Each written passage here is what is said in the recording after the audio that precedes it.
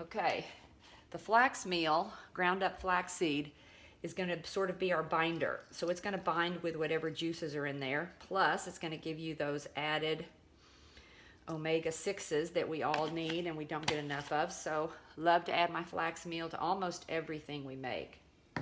Turmeric, this is a great dish to add some turmeric to. You know the health benefits of that.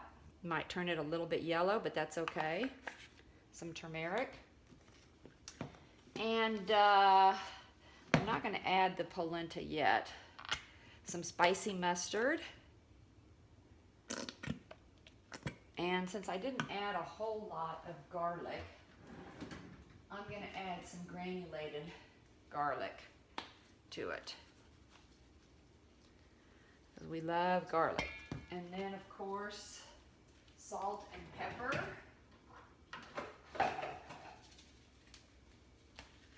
Got our pepper. And salt. Okay, now I'm gonna glove up. I like to keep a huge box of disposable gloves here in the kitchen, so when I make patties or do anything that's really messy, I can not goo up my hands. Okay, so here's a big old piece of onion. We don't want that. Let's mix it all up.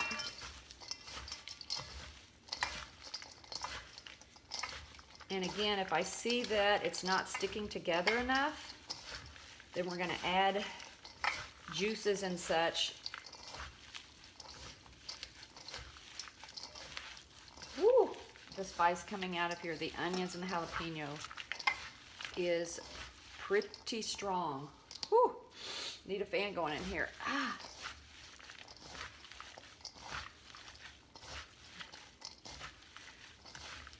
Okay. Boy, this would make a delicious hash browns right now. Okay, seeing that it's not sticking together, we're going to need to add more ingredients to provide it to stick together. So I'm going to take the gloves off and a little bit of flour needs to be added to the recipe. Let me see what kind of flour I have.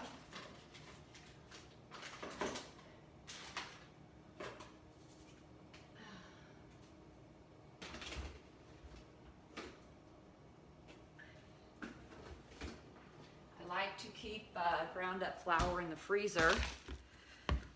Forgot to add a little bit of nutritional yeast. This is going to make it sort of cheesy potatoes. So there's our nutritional yeast.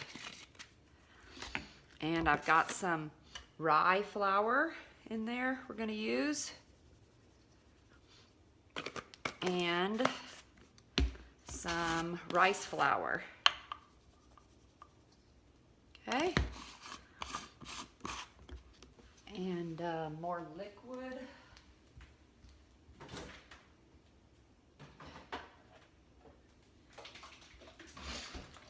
And this is the same way you make your veggie burgers. You just keep adding either more liquid or more flour to get the consistency that you want. Veggie burgers, of course, have beans in them. These do not have any beans in them, so they're going to be a little bit different. Okay. Okay, I can already tell that's a lot better. Has some consistency in there. Let's see if we can package them up. What I may do is, since these shreds are so long, it smells delicious. I can tell you that the taste is going to be great, but I'm going to chop them up a little bit smaller. I don't really think we have to, but I'm going to do that with my chopper so that they might form in patties a little bit better.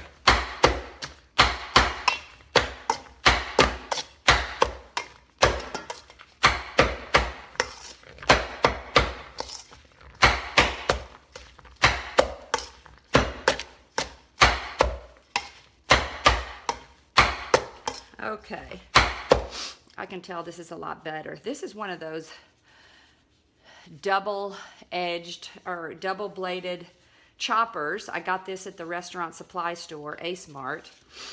I think that was $7 or $8. Well worth it. I use that a lot to chop up salads and make chopped salads. Okay, looks like this is a little bit better. Yep, we can patty this up and make some patties. Again, these are just potato latkes. If you wanted to put more protein in this, you could add beans and they'd be more like a veggie burger, but for right now, they're going to be potato latkes. So I'm going to bring my pan over here and we're going to make a few and cook them up.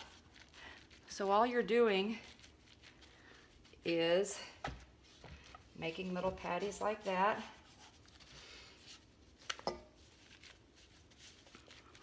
And boy, these would be great. You could cook these up, and to serve them really fancy, you could serve them topped with black beans, a couple slices of avocado, a little bit of salsa if you wanted.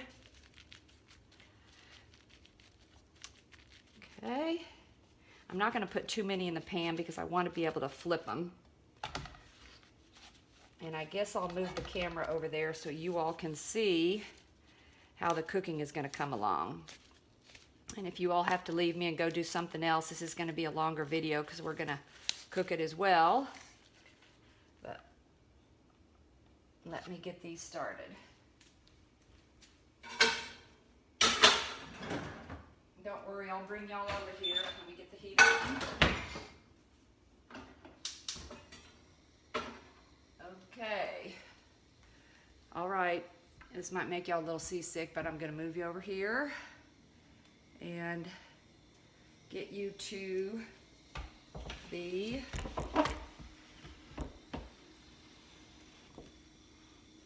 there we go. Sorry about that.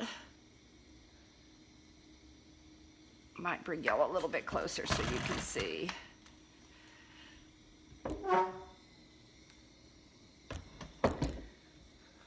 Okay, here we are cooking potato latkes,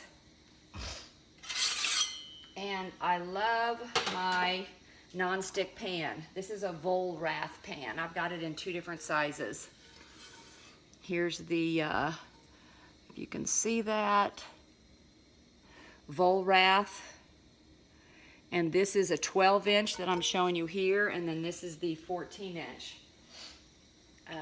non-stick pan.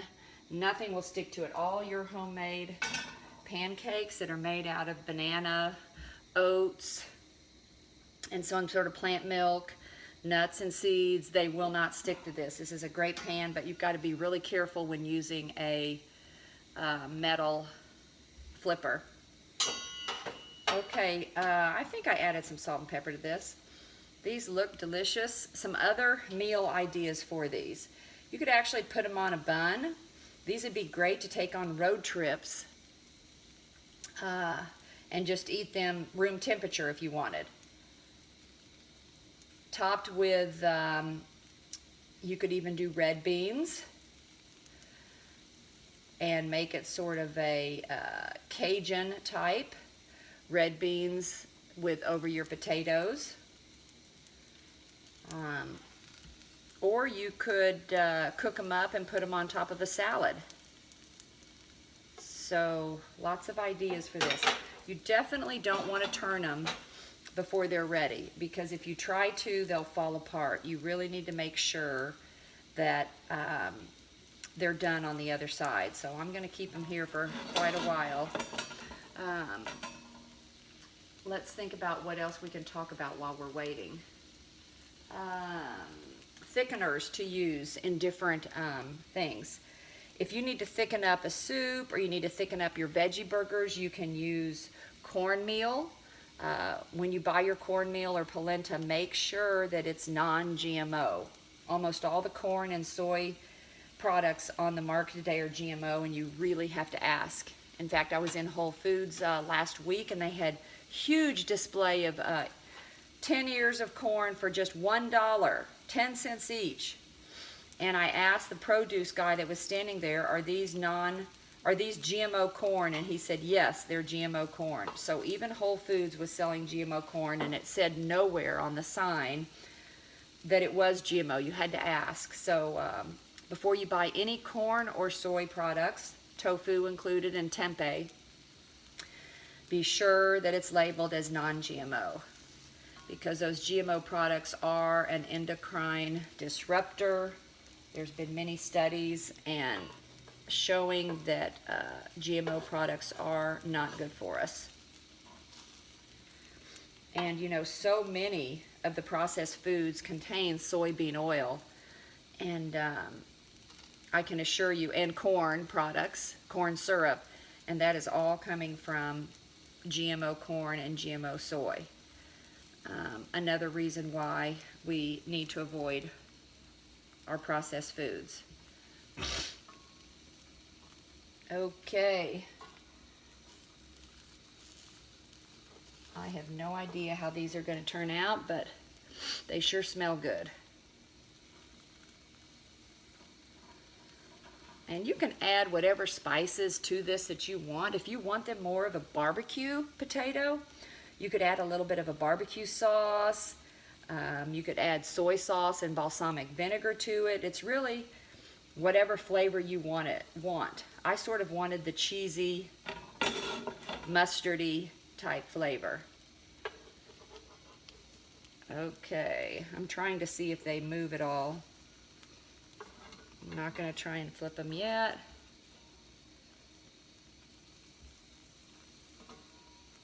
Okay, I'm going to be brave. Here we go. Okay, good. It's a little bit brown. Let me show you this. That one I just flipped.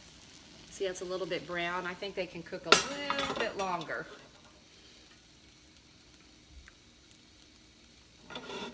Alrighty. Let's attempt to turn number 2.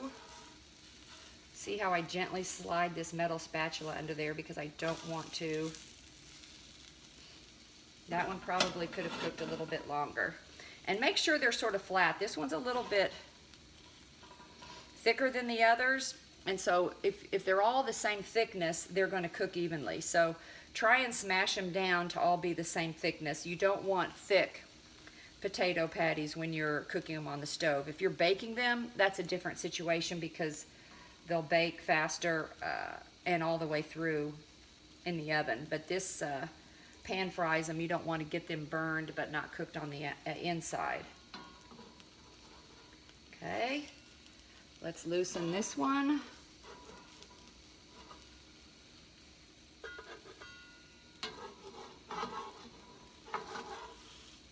Okay, it still feels a little gushy. I'm going to leave it for a little bit longer.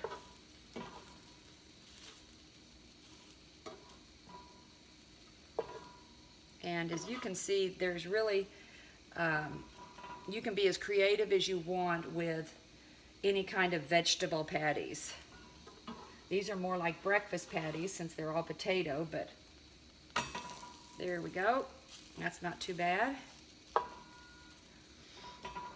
And again, the longer you cook these, the sturdier they'll be. And this one is moving around pretty good. That means it's getting cooked. That one as well. And I might still flip them over 1 or 2 more times. I did want to tell you all that Pat and I are taking a vacation here soon, and we're checking out the Stanford Inn in Mendocino, California. They have a plant-based restaurant there that they only cook plant-based food. And it's sort of a retreat place, Stanford Inn in Mendocino.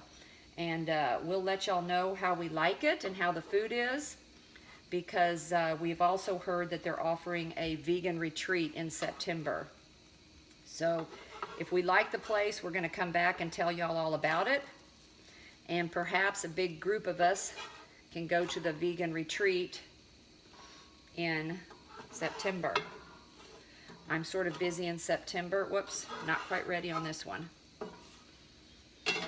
have a granddaughter expected, so I won't be able to